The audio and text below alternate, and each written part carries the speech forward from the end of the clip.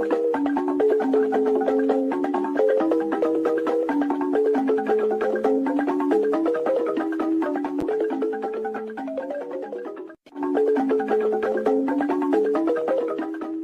have no mercy for those that come to disrupt the restoration of this struggle. We don't negotiate with anyone. We will never do that. Because when you do things like that, you encourage the same thing to be inside the government, and they will continue to do what they are doing.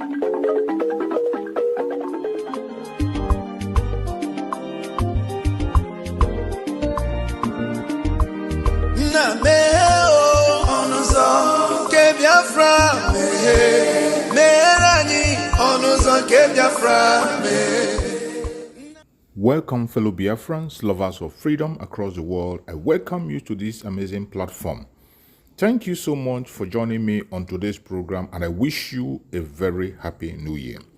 Finally, we are now in the year 2025, and as we proceed in the year 2025, we must not forget that we have a lot of responsibilities. Our responsibility in this platform is to give you information and make sure that you have an update on what is going on in Biafra land, more especially things that has to do with the restoration of independent state of Biafra. Today, I am going to share with you a very important video. Please pay attention to this video. In all the information that we see here, you are going to see that they have started again a new deceit to distract us from the restoration of independent state of Biafra. We must not be distracted. It is either Biafra or nothing. Mazen Nandekano said it to us, and he has not changed his mind. If anybody tries to insinuate that Mazen Nandekano have changed, that is a lie. Watch this video from beginning to the end. You will understand that the enemies will never give up. And those of us who are focusing on the restoration of Biafra, we must not give up. Do not get distracted, regardless what you hear or what you see. Always remember that it is Biafran first. All eyes must be on the rising sun. Every eye must be on the rising sun. Do not allow yourself to be carried away with things that are happening around you. The restoration of independent state of Biafra is one thing that we must focus on. We have the United States of Biafra now. Let's watch.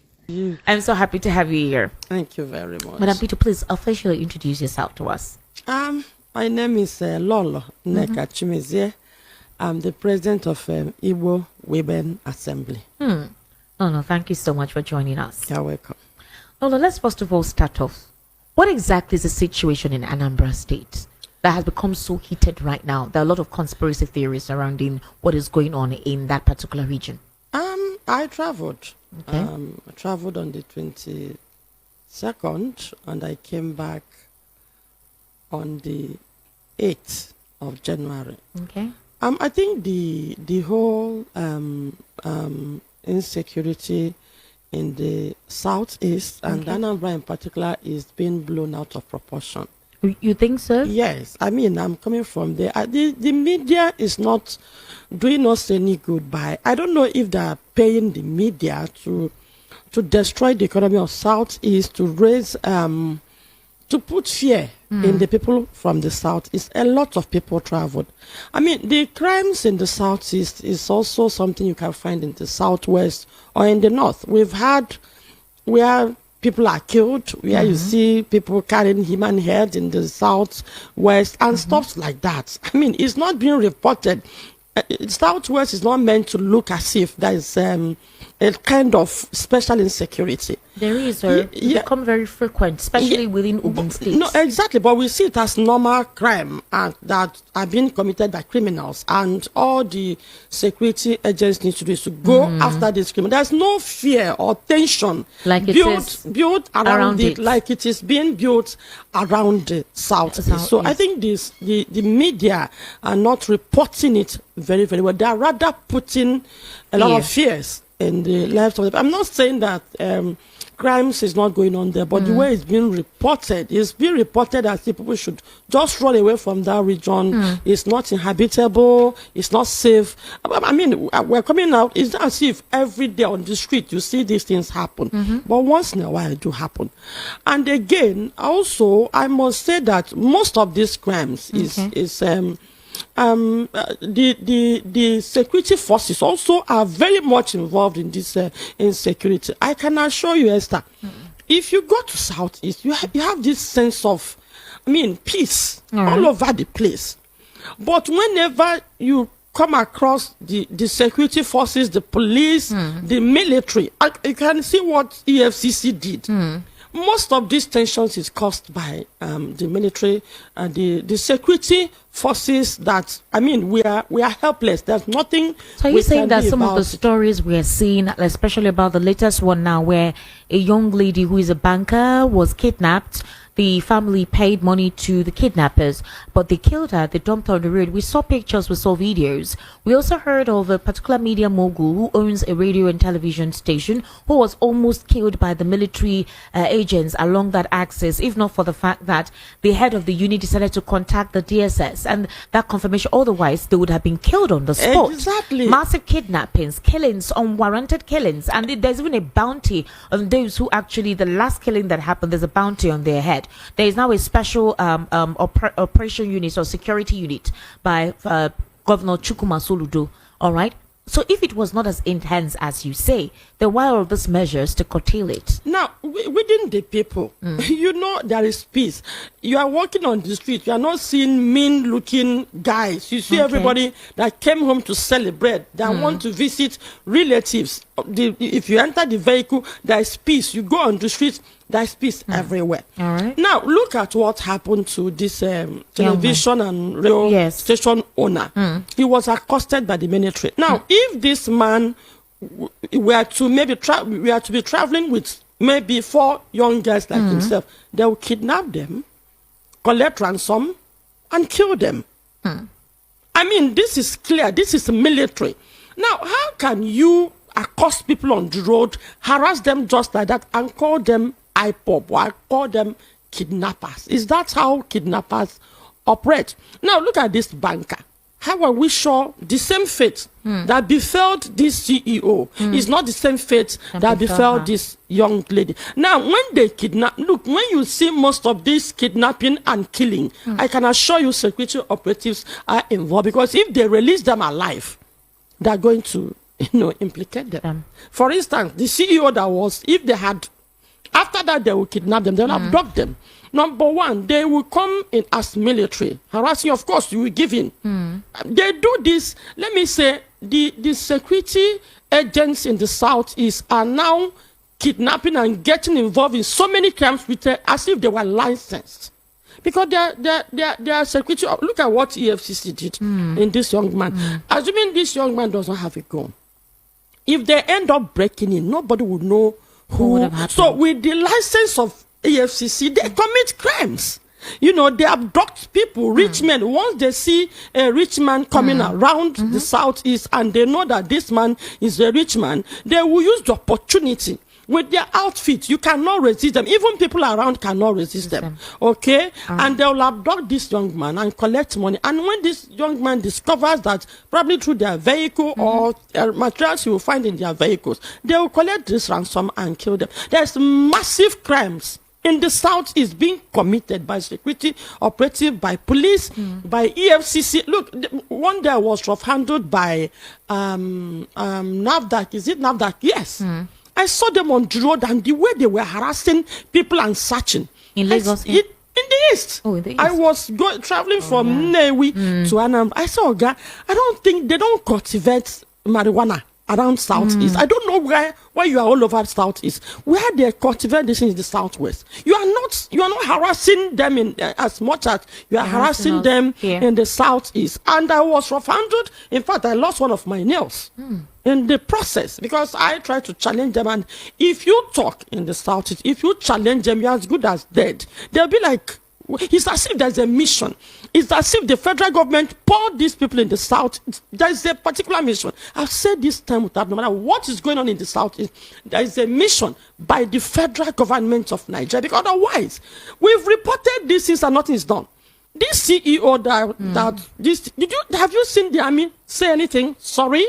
Or we're investigating. Oh, who did this? No, it doesn't happen. We've reported several occasions, even myself, in the course of trying to cover what is going on in the Southeast. I've been harassed. We've reported it, and when you report it, it goes down. They don't say anything about it. And then, they will come up and start telling you how they are winning. Now, So all these supposed unknown gunmen that have killed people, we don't see their faces, they wear masks. Are we saying that these are state-sponsored persons? There is no unknown gunmen. The federal government is created the unknown gunmen. The unknown gunmen is simple. Asari Dikibo. How can you, we keep on saying it, how can you engage a militant, pour him in Southeast, and then you are looking for unknown gunmen? Is that possible? Now, the federal government and the military are the creators of the unknown gunmen. Remember, before they moved into Southeast, there was nothing like gunmen, not to talk of the unknown. They were, in fact, the first time I heard unknown gunmen, I heard it from the military. I read it when the military said unknown gunmen. So they knew the unknown gunmen. Okay? In their desperation to, I don't even know how to explain the essence of moving in a militant, arming them in the Southeast. And now what did they do? Turning around to arrest our youths, burn our villages in the name of looking for the unknown gunmen. So the unknown gunmen, we've uncovered it. It is the federal government of Nigeria that put in that. That's a huge allegation, Lolo. That's a huge allegation. Asari Dikubo is a non-militant. He's a militant from South. Okay. We all know. And then he came to the national TV to say he was engaged. Now, after the federal government moved in the military in a region that has no crime, whatever, where there was nothing like crime, all we have was sit at home. And then we believe that they said they are sending them there to relax the sit at home. How can they now engage a militant to Southeast? And immediately the military, of course, and the militant moved in. We begin to see the unknown government. What else do you want us to say? And the IPOP they are talking about, even IPOP has been around since 2015 till date. We've not seen them carry gun, really. They've protested. We've not really seen them carry gun. We've not really had an incident where the military had a shootout with IPOP and they arrested some. And they, not just like they do with Boko Haram. Yes. They will tell you there's a shootout. They killed 5 militaries. Militaries killed 10 of them and then arrested them. It has never happened in the history of Southeast that there has been a shootout between the military. What we hear is we killed. In fact, they never arrested the military. Now, how are we sure that this IPOP that are being killed is not like the CEO that they arrested? We just waste lives without checking, nothing. Without checking, they just catch. So the pogrom has been on in the Southeast for quite some time now. Killing, instant killing, now kidnapping people and killing and calling. In fact, they disguise in whatever and even means. Because there was a recent tweet done by Reno Mokri. I'm coming to in whatever means they can kill. They kill without mercy. And we'll be shouting with pride. There have been several articles accusing the militaries, accusing the security force, and the federal government have not done anything about it.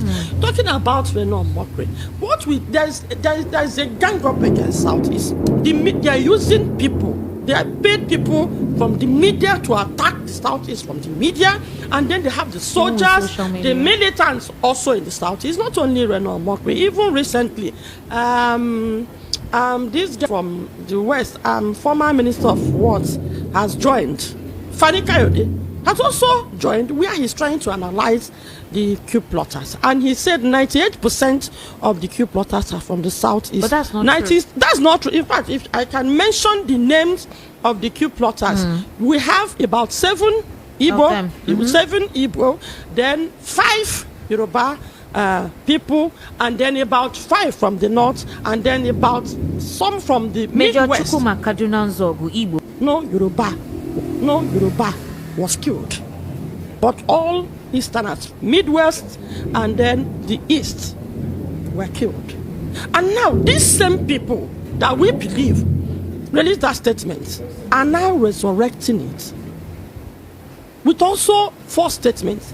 How does out of 20, how does 7 make up 98% of 20? It's even basically 14. 7, the top guys were like 14 or something. 7 is not even up to 50% of 20. I have the names, it's about 20 names, the coup plotters. Only 7.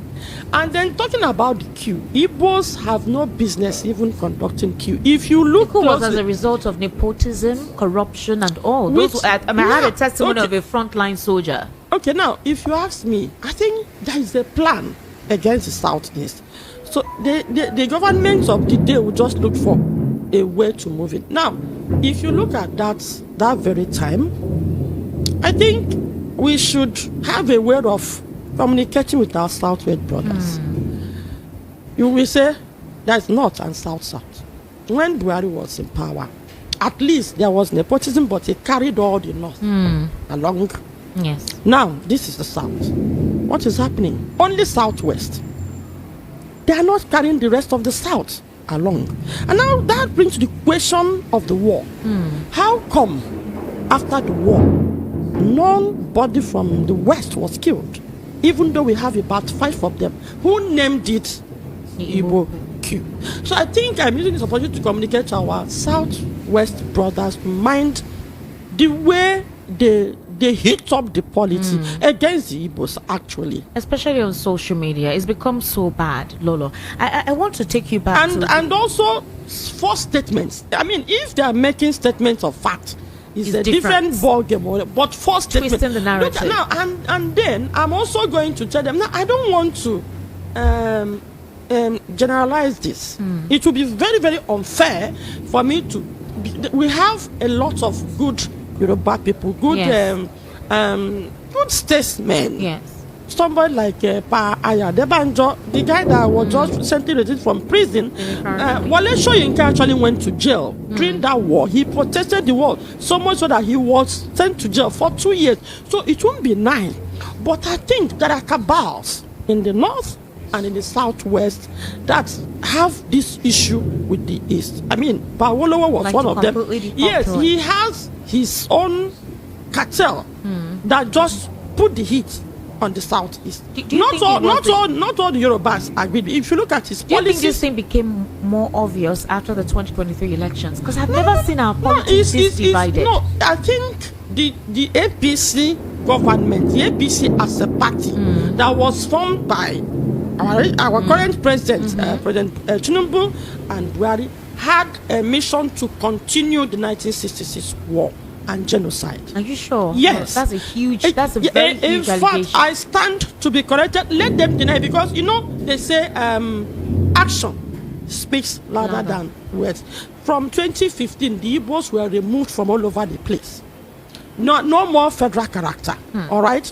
Now it becomes worse in this era, and from 2015 there has been killing of the southeast in the disguise of IPOP. Remember the Operation Python dance? Yes. There were a lot of killings during that time. And then remember, as Freddy Kubo said in his speech, he said he is a very close friend of Bola Tinubu. Their friendship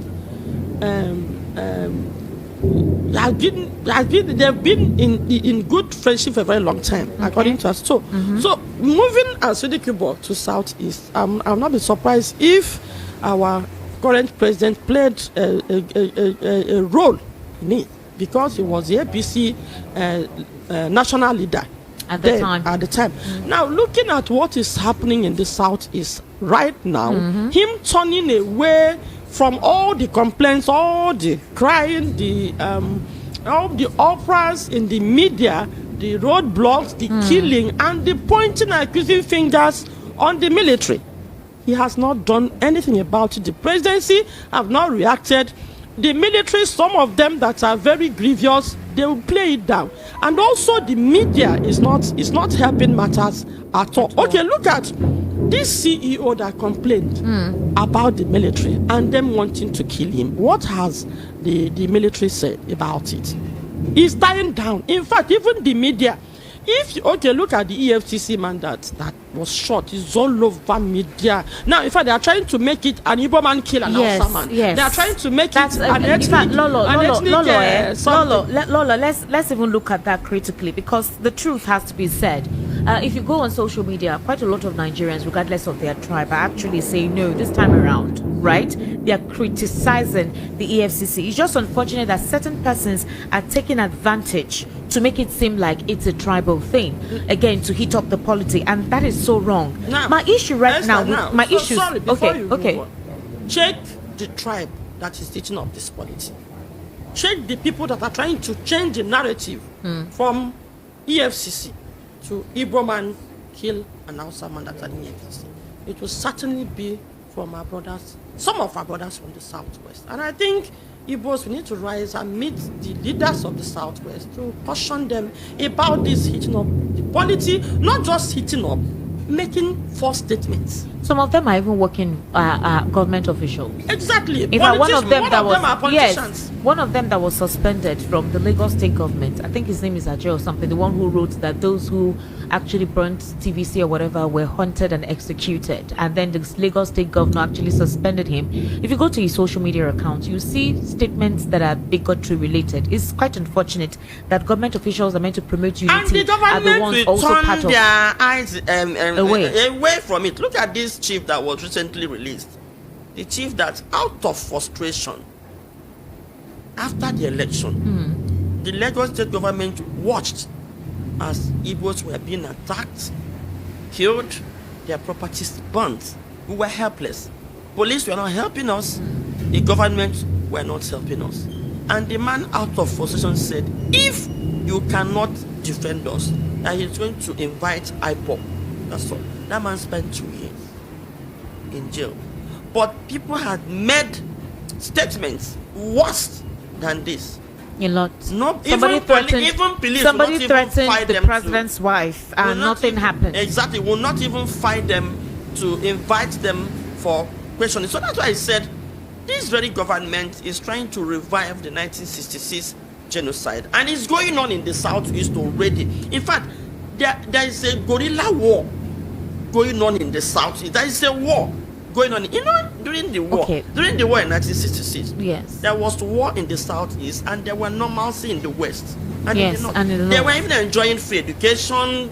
In fact, the way we are listening to what is going on in the Southeast now is the same. So, the APC government came in to finish up where they stopped in 1970, but now they want to catch Igbos on a way. They are doing it in guerrilla style, so you won't even understand what is what is going on. How can a military that was moved in a place to relax, sit at home, now arrest citizens minding their business, going about their business, arrest them without no prosecution, nothing, shooting at sight, killing them, arrest them, meet them, shoot them? Because I've been telling people, I said, this is true. We read, the military will say, we busted IPOP, we shot, we killed 10 IPOP. Who are these IPOP? Where are they busting them? The CEO is one of those they are busting. And probably the banker. In such incidents, you will not see videos. Exactly. The banker that was shot and we saw her corpse is also one of them. And so many people that were missing. So there was no insecurity in the Southeast, I assure you. But the insecurity in the Southeast is been under siege by the security So you're forces. saying now that what is currently going on in Anambra State is not as how we see it. I want us to listen to this. These two incidents happened in Anambra now. Yes, it did happen in Anambra. I want the us to EFCC incidents and the military is in Anambra. Yes. I want us to take a listen to this young boy who was also a victim of the EFCC modus operandi, and he was really not happy. Let's just listen to him briefly. Barely emotional or something. EFCC came to this house. I was not around. It was my brother and his friend that was there around. I traveled. They called my phone and told me about it. EFCC no knock. They don't do anything. They just broke this door, like break into their house, bullied people, beat them up, broke some properties. I will show you guys something. See this television like this now? It's EFCC that broke it. Like they broke it and beat the people up. People that were here, they beat them up. Like they destroyed. They were just doing like armed robbers. Now, after everything they did, they took them and took up to other 15 people in this compound along. Without any information, without any reason, without any cause, nothing. They searched their phone and they saw nothing, but they took them along. After all the stress and everything I passed through, they came back. And they came back. Now, yesterday now, armed robbers, they penetrated this house and they operated exactly like EFCC. Like the way EFCC did it. They broke this door, entered this house, surrendered everybody and took everything. Like they raided this house. The program, I appreciate you. Patience to watch from beginning to end. Yeah, so that was somebody recounting his experience with the EFCC and what transpired after the EFCC came and did their raid and left. After sharing, thank you so much for watching the program. I appreciate you for your patience to watch from beginning to end. I hope you have learned a lot from this very program that I just played, this video. Please like and share the video. Share to all platforms.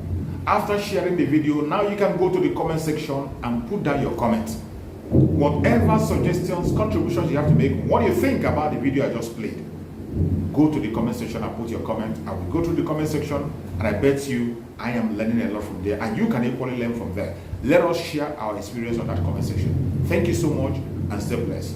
Don't forget to share and we continue to bless you as you share. Biafra government, peace, progress, unity and equity. We move. Airborne.